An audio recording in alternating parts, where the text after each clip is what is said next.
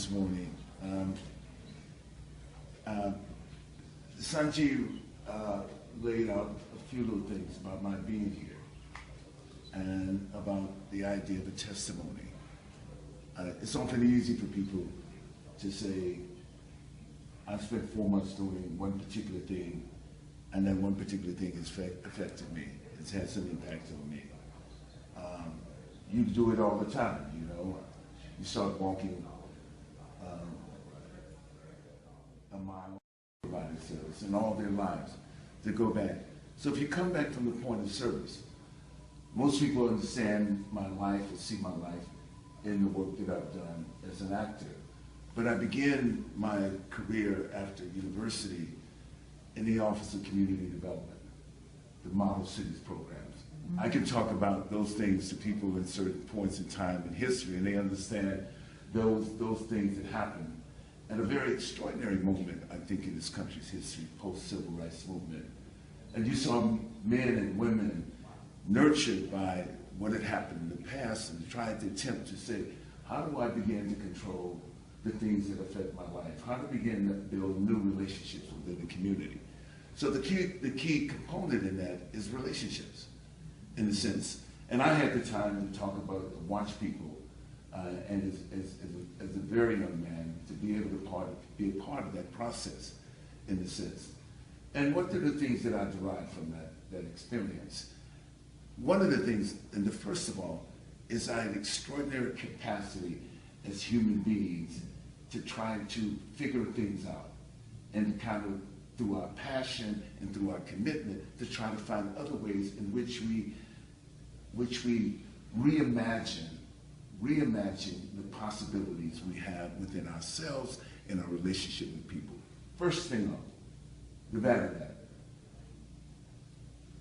Acting became a source of direction that I came because it provided me a little platform in which I could begin to talk about that and to think about that.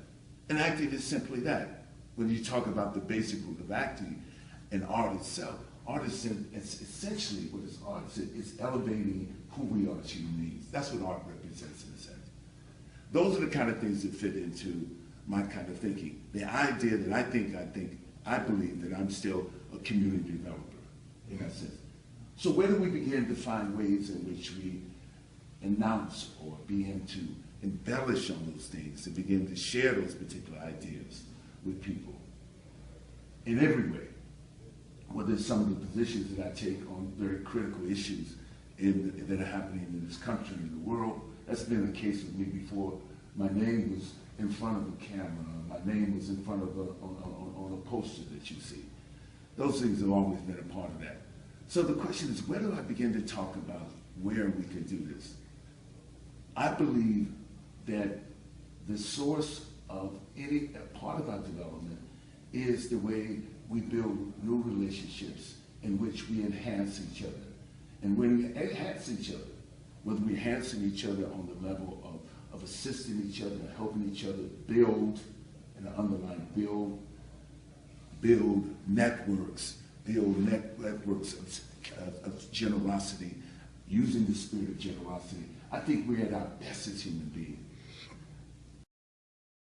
And I'm going to say this before I talk about the product itself, that multi-level marketing was something very interesting and fascinating to me. It starts from the standpoint that people have a common goal, they build new relationships, it's a course in human development, they build new relationships, they celebrate each other's achievements, and they begin to talk about how do we begin to improve our lives. Now, there's many things you can do in terms of multi-level marketing. You can sell insurance and be successful at that. You can sell legal aid and be successful at that. You do all those particular things to be successful in that, you know. So the key is that what horse are you going to ride as you deal with multi-level marketing? If you believe in it, if you believe it is all the things that I talked about and all the things that have brought me to this particular moment in my own ideas and thinking about that, I think that people are desperate. All people are. We see And Robert Reich in his in 2008, February 2008 op-ed in the New York Times said that this is what is happening to people over the last 35 years. Now we're talking about close to 40 years. What is happening is, one, incomes will remain stagnant for the average American worker. Two, women have come to the workforce from 35% to 70%, not particularly because there were real opportunities for women, they just had to supplement the family income.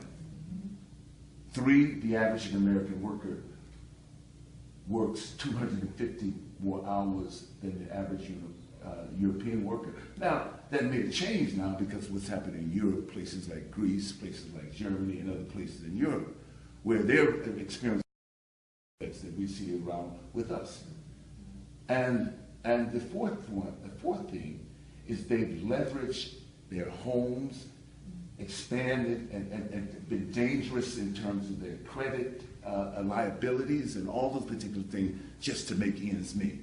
Just to try to figure out how we're going to pay the health bill, how we're going to pay, how we're going to get food on the table, how we're going to do those little things that are necessary just to live. So those are three components that Robert Reich, who was the head of the Department of Labor under the Clinton administration, talked about.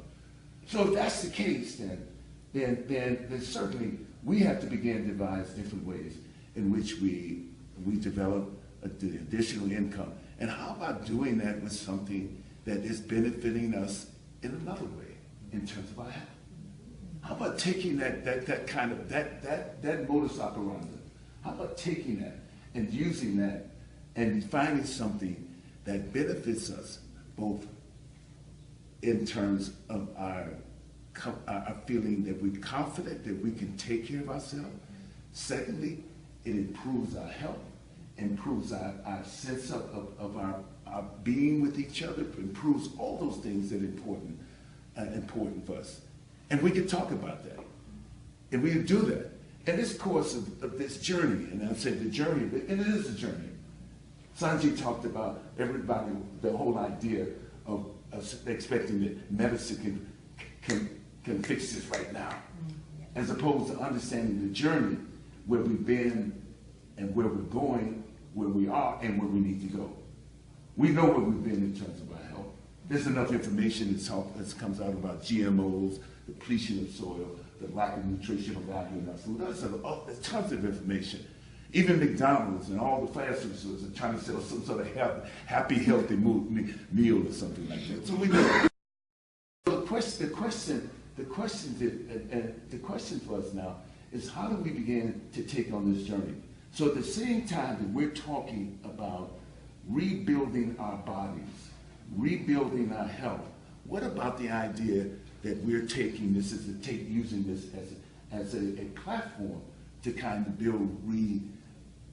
rebuild the relationships about how we help each other financially, how we build different kind of relationships with that across the board, how we can celebrate each other's success, not only in terms of our health, and really, but also in terms of our financial well-being as well. To take care of those things that are necessary, that we need to talk about. And that's what brought me to this.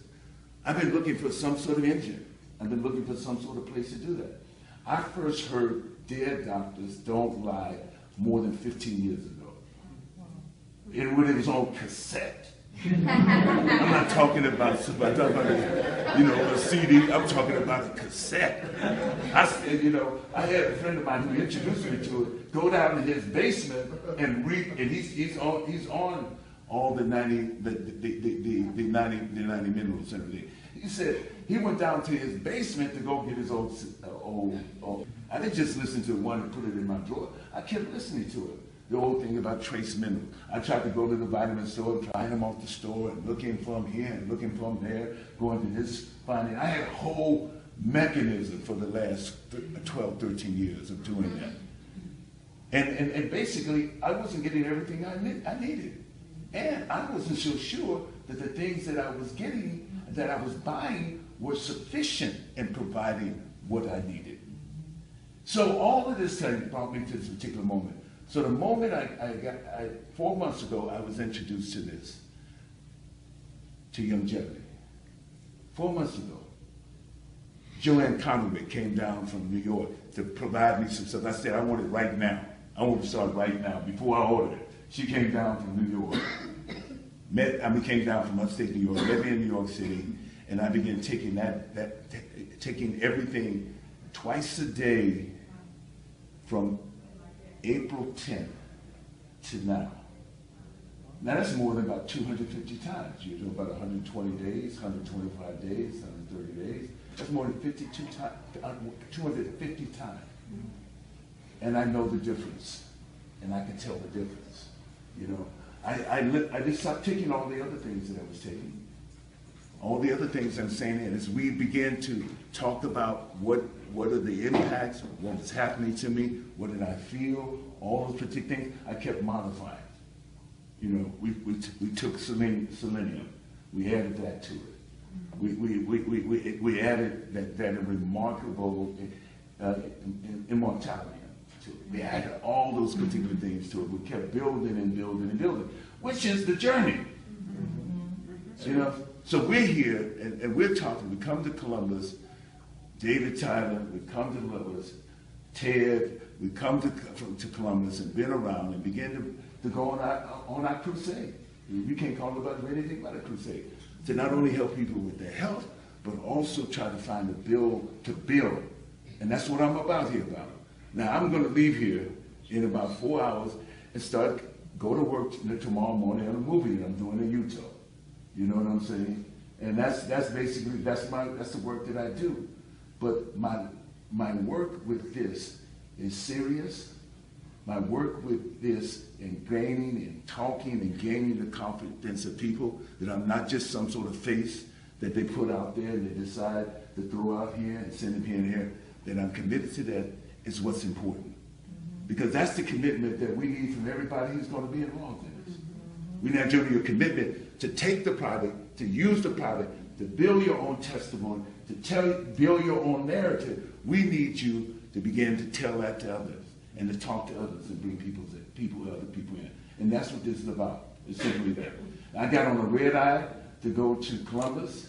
We got there and worked the moment that I got on the ground, radio stations, everything else. We had our event. We drove from Atlanta to Columbus.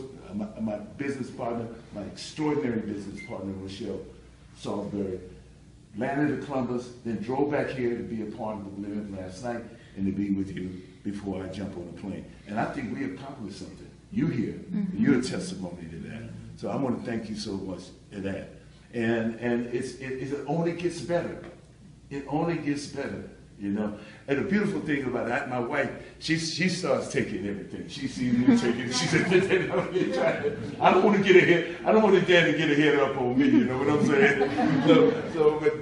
But thank you so much and everything for being here. All right, then. All right. Thank you.